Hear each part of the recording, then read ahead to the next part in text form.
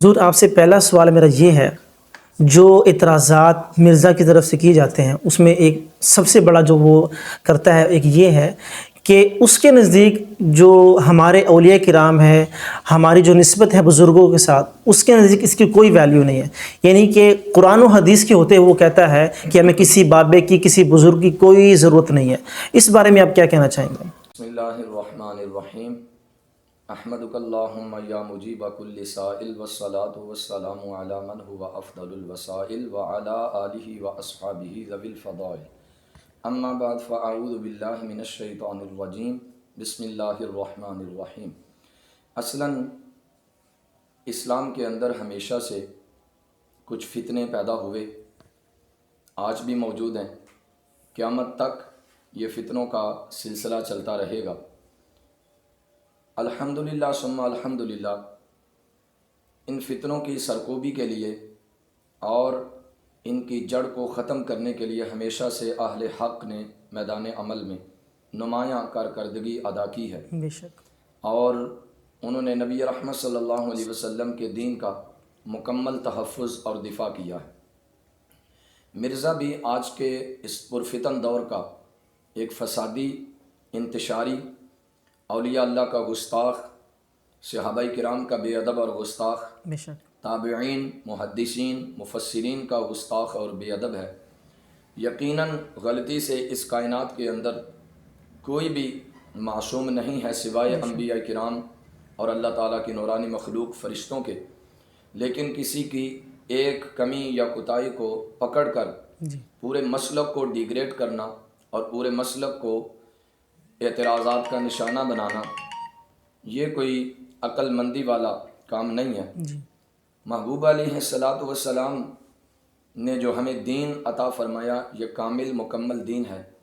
اور قرآن و حدیث کے اندر ہمارے ایک ایک عمل کی وضاحت موجود ہے۔ یہ جو سوال اٹھایا جاتا ہے کہ کسی بابے کی ضرورت نہیں ہے یا اولیاء اللہ کی بیعت اور مرید ہونے کا کوئی فائدہ نہیں ہے، قرآن کے ہوتے ہوئے ہمیں کسی پیر کی یا مرشد کی ضرورت نہیں ہے، تو یاد رکھیے کہ یہ دھوکہ ہے اور شیطانی وسوسہ ہے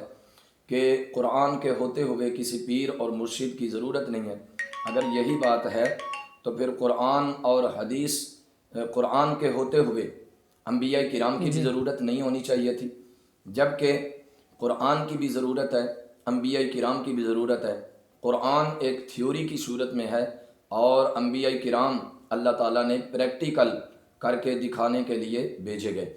اللہ تعالیٰ نے ان کو مبعوث فرمایا تاکہ وہ امت کو پریکٹیکل کر کے دکھائیں کہ قرآن پر عمل کیسے کرنا ہے۔ یہ جو سوال اٹھایا جاتا ہے کہ اولیاء اللہ کا مرید ہونا یا بیعت ہونا یہ گمراہی ہے، بدعت ہے، اور یہ دین سے دوری کا ذریعہ ہے، ایسا نہیں ہے۔ گمراہ لوگوں کے ساتھ ہمارا کوئی تعلق نہیں ہے، گمراہ پیروں کے ساتھ، جو جیسے کہتے ہیں کوٹ کوٹ پیتیاں تے رب نال گلاں کیتیاں، ہمارا ایسے پیروں جاہل لوگوں کے ساتھ کوئی دور دور کا بھی تعلق اور واسطہ نہیں ہے، نہ اہل سنت و جماعت ایسے کو پیر اور مرشد مانتے ہیں۔ لیکن الحمدللہ ثم الحمدللہ، بیعت ہونا اور اہل حق کی بیعت ہونا یہ قرآن و حدیث سے ثابت ہے۔ 3 مقامات قرآن کریم فرقان حمید میں واضح انداز میں بیان فرمائے گئے کہ اللہ تعالیٰ نے ارشاد فرمایا۔ پہلا مقام سورہ فتح کے اندر رب ذوالجلال نے عمومی بیعت کا ذکر کیا، پیری اور مریدی کا ذکر فرمایا۔ الذین یبایعونک انما یبایعون اللہ ید اللہ فوق ایدیہم فمن نکث فانما ینکث علی نفسہ ومن اوفی بما عاہد علیہ اللہ فسیؤتیہ اجرا عظیما۔ اللہ تعالیٰ نے فرمایا جو لوگ اے محبوب صلی اللہ علیہ وسلم آپ سے بیعت کرتے ہیں وہ یقیناً اللہ سے بیعت کرتے ہیں، ان کے ہاتھوں پر اللہ تعالیٰ کا ہاتھ ہے، تو جو شخص عہد شکنی کرے وہ اپنے نفس پر ہی عہد شکنی کرتا ہے، اور جو شخص اس اقرار کو پورا کرے جو اس نے اللہ کے ساتھ کیا ہے تو اسے عن قریب اللہ بہت بڑا اجر عطا فرمائے گا۔ اس آیت مبارکہ میں واضح بیعت کا لفظ بھی موجود ہے،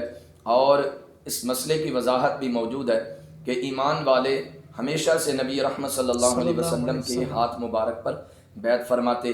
دوسرے مقام پر اللہ تعالیٰ نے بیعت رضوان کا ذکر کیا ہے، جو سن 6 ہجری میں صلح حدیبیہ کے موقع پر لی گئی۔ بیعت رضوان کے اندر کم و بیش 1500 صحابہ کرام تھے، جس کا تذکرہ قرآن میں بھی موجود ہے، احادیث رسول بخاری مسلم اور سیاستہ کے اندر بھی یہ احادیث مبارکہ موجود ہیں کہ اللہ تعالیٰ نے نبی رحمت صلی اللہ علیہ وسلم کی اپنے اصحاب سے لی گئی اس بیعت کا بڑی تفصیل کے ساتھ تذکرہ فرمایا۔ جب حضرت سیدنا عثمان غنی رضی اللہ تعالیٰ عنہ مکہ شریف میں بطور سفیر بنا کر بھیجے گئے کہ آپ جا کر اہل مکہ سے گفتگو کریں کہ وہ ہمیں عمرہ کرنے کی اجازت دیں، تو آگے سے حضرت عثمان غنی رضی اللہ تعالیٰ عنہ جب مکہ شریف میں تشریف لائے تو آپ نے اہل مکہ سے، مشرکین مکہ سے گفتگو کی، تو انہوں نے کہا آپ کو تو عمرہ کرنے کی اجازت ہے، لیکن آپ کے نبی حضرت محمد صلی اللہ علیہ وسلم کو اجازت نہیں ہے، تو قربان جائیں، یہ عشق صحابہ ہے۔ حضرت عثمان غنی رضی اللہ تعالیٰ عنہ آپ فرمانے لگے مفہوماً، فرمانے لگے میں نے اس عمرے کا کیا کرنا ہے جس میں میرا محبوب ساتھ نہ ہو اور اللہ کا پیارا حبیب ساتھ نہ ہو۔ تو اس سے یہ بھی پتہ چلتا ہے کہ عبادت وہی ہے جس میں محبوب صلی اللہ علیہ وسلم کی محبت اور آپ کا قرب اور آپ کی رضا شامل ہو۔ اس بیعت کا تذکرہ قرآن پاک میں واضح انداز میں بیان کیا گیا۔ اللہ تعالیٰ نے ارشاد فرمایا لَقَدْ رَضِيَ اللَّهُ عَنِ الْمُؤْمِنِينَ إِذْ يُبَايِعُونَكَ تَحْتَ الشَّجَرَةِ فَعَلِمَ مَا فِي قُلُوبِهِمْ فَأَنزَلَ السَّكِينَةَ عَلَيْهِمْ وَأَثَابَهُمْ فَتْحًا قَرِيبًا۔ سورہ فتح کے اندر موجود ہے، یقیناً اللہ تعالیٰ مومنوں سے خوش ہو گیا، اہل ایمان سے خوش ہو گیا، جبکہ وہ درخت تلے آپ صلی اللہ علیہ وسلم سے بیعت کر رہے تھے، ان کے دلوں میں جو تھا اسے اس نے معلوم کر لیا اور ان پر اطمینان نازل فرمایا اور انہیں عن قریب کی فتح عنایت فرمائی۔ اس آیت مبارکہ کے اندر بھی اللہ تعالیٰ نے صحابہ کرام کی بیعت کا تذکرہ کیا کہ اصحاب رسول نے نبی رحمت صلی اللہ علیہ وسلم کے ہاتھ مبارک پر بیعت کی، مرید ہوئے اور یہ عہد کیا کہ یا رسول اللہ صلی اللہ علیہ وسلم ہم میدان جہاد کے لیے اور قربانی دینے کے لیے ہم حاضر ہیں، حضرت عثمان غنی رضی اللہ تعالیٰ عنہ کا بدلہ لینے کے لیے بھی ہم تیار ہیں، اور آپ صلی اللہ علیہ وسلم کے حکم پر جانے دینے کے لیے بھی ہم تیار ہیں۔ اس آیت مبارکہ سے بھی پتہ چلا کہ مرید ہونا اصحاب رسول کی سنت ہے اور بیعت ہونا یہ اللہ کے قرآن کا بتایا ہوا عمل ہے، یہ بدعت یا گمراہی نہیں ہے جیسا کہ مرزا یہ ڈنڈورا پیٹتا ہے کہ یہ قرآن و حدیث کی مخالفت ہے، اور قرآن میں ایسا کہیں نہیں ہے، جبکہ قرآن ہی ہمیں مرشد کا پتہ دے رہا ہے اور ہمیں جو ہے نا وہ ولی کامل کی صحبت کا درس دیا جا رہا ہے۔ کوئی یہ کہہ سکتا ہے کہ یہاں پر تو نبی علیہ الصلوۃ والسلام کی بیعت کا ذکر ہے، تو غیر نبی کی بیعت کیسے جائز ہے؟ تو غیر نبی کی بیعت، نبی کی بیعت کا ذکر بھی قرآن میں موجود ہے، اور غیر نبی کی بیعت اصحاب رسول خلفائے راشدین کے ساتھ پھر بعد والوں نے بیعت کی، اور اصحاب رسول نے ہمیشہ ان سے وعدے لیے، عہد لیے۔ وعدہ لینے کا اور وعدہ پورا کرنے کے اقرار کو ہی بیعت کہا جاتا ہے، ہاں جی، اور پیری مریدی کا یہی ایک تصور ہے دین اسلام کے اندر۔ الحمدللہ ثم الحمدللہ۔ تیسرے مقام پہ بھی اللہ تعالیٰ نے ایک اور بیعت کا تذکرہ فرمایا۔ جب فتح مکہ ہوا تو کچھ عورتیں نبی رحمت صلی اللہ علیہ وسلم کی بارگاہ میں حاضر ہوئیں، تو ان سے بھی آقا کریم صلی اللہ علیہ وسلم نے بیعت لی، ان کو مرید کیا، اسلام کا کلمہ پڑھایا اور کلمہ توحید عطا فرما کے پھر ان سے کچھ وعدے لیے کہ تم یہ نہیں کرو گی، یہ نہیں کرو گی، یہ نہیں کرو گی۔ قرآن میں یہ موجود ہے، فرمایا یا ایھا النبی اذا جاءک المؤمنات یبایعنک علی الا یشرکن باللہ شیئا ولا یسرقن ولا یزنین ولا یقتلن اولادہن ولا یاتین ببہتان یفترینہ بین ایدیہن وارجلہن ولا یعصینک فی معروف فبایعہن واستغفر لہن اللہ ان اللہ غفور الرحیم۔ سورۃ الممتحنہ کے اندر موجود ہے، ترجمہ قرآن سماعت کیجئے گا، مسئلہ بالکل واضح ہو جائے گا۔ سامعین، محبوب علیہ الصلوۃ والسلام کے پیارے غلام توجہ فرمائیں اور مرزے کے فتنوں سے بچنے کی کوشش کریں۔ قرآن کہتا ہے اے پیغمبر صلی اللہ علیہ وسلم، اے نبی، اے غیب کی خبریں دینے والے نبی صلی اللہ علیہ وسلم، جب مسلمان عورتیں آپ سے ان باتوں پر بیعت کرنے آئیں کہ وہ اللہ کے ساتھ کسی کو شریک نہ کریں گی، چوری نہیں کریں گی، زناکاری بدکاری نہیں کریں گی، اپنی اولاد کو قتل نہیں کریں گی، اور کوئی ایسا بہتان نہ باندھے گی جو خود اپنے ہاتھوں پیروں کے سامنے گھڑ لیں، اور کسی نیک کام میں تیرے حکم عدولی نہیں کریں گی، تو آپ ان سے بیعت کر لیا کریں اور ان کے لیے اللہ سے مغفرت طلب کریں، بے شک اللہ تعالیٰ بخشنے والا، معاف فرمانے والا ہے۔ برادران اسلام و عاشقان رسول صلی اللہ علیہ وسلم، اس آیت مبارکہ کے اندر بھی واضح یہ حکم بیان کیا گیا اور اس کا بیعت کا تذکرہ کیا گیا، لفظ بیعت بھی استعمال ہوا،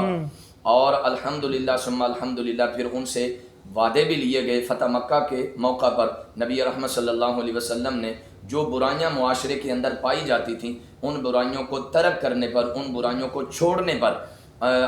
صحابیات سے بیعت لی گئی کہ تم زنا بھی نہیں کرو گی، بدکاری بھی نہیں کرو گی، چوری بھی نہیں کرو گی، اولاد کو قتل بھی نہیں کرو گی، بہتان تراشی بھی نہیں کرو گی، جو عموماً ہمارے معاشرے کے اندر برائیاں پائی جاتی ہیں۔ رسول اکرم صلی اللہ علیہ وسلم نے ان برائیوں کے ترک کرنے پر ان سے عہد لیا، وعدہ لیا اور ان کو اس وعدے پر بیعت فرمایا۔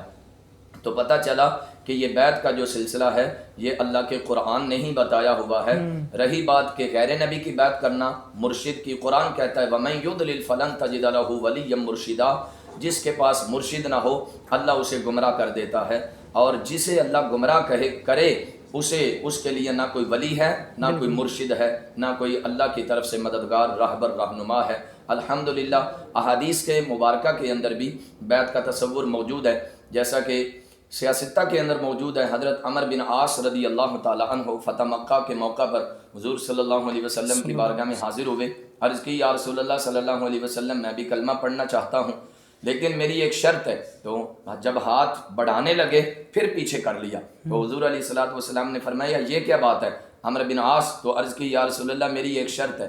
کیا مجھے معافی کا پروانہ مل جائے گا؟ کیا میری بخشش ہو جائے گی؟ تو حضور علیہ الصلوۃ والسلام نے فرمایا اے عمر بن عاص، کیا آپ کو پتہ نہیں اسلام پچھلے سارے گناہ مٹا دیتا ہے، کلمہ پچھلے سارے گناہ مٹا دیتا ہے۔ اس کے علاوہ بھی درجنوں احادیث میں یہ مسئلہ تفصیل کے ساتھ بیان کیا گیا ہے کہ بیعت کرنا یہ اصحاب رسول کی سنت ہے، اور محبوب علیہ الصلوۃ والسلام کے دست مبارک پر بیعت ہونا یہ قرآن سے بھی ثابت ہے، احادیث رسول سے بھی ثابت ہے۔ اللہ صحیح سمجھ عطا فرمائے اور اہل حق کے پیچھے چلنے کی توفیق عطا فرمائے۔ اللہ کا قرآن کہتا ہے اطیعوا اللہ و اطیعوا الرسول و اولی الامر منکم، بالکل اہل علم کی پیروی کرو، اولو الامر کی پیروی کرو،